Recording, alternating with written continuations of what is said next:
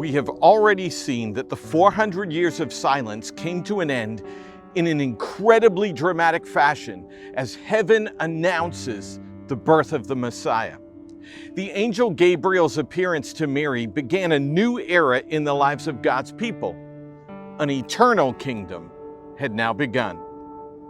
This announcement was made before the actual events of the birth of Christ in Luke chapter 2. The first 7 verses of Luke 2 very directly declare the birth of Jesus. Now, everything changed. We then see that interaction of the shepherds and the angels. Just outside of the gates of the city of Bethlehem were shepherds. It is not uncommon to hear teachers say that God decided to let the lowly, common man know first when the angels appeared to the shepherds. Though that may be true to a degree, that certainly does not reveal the entire story. Unless we look at what the situation was in and around Bethlehem at that time, we miss the significance and the depth of this moment.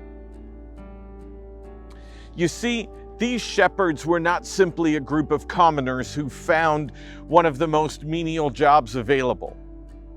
The shepherds outside of Bethlehem had a different responsibility.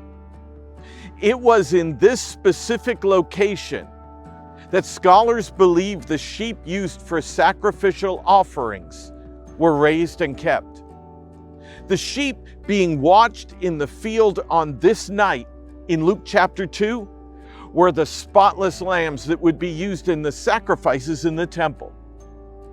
These were the sheep used to proclaim freedom from sin.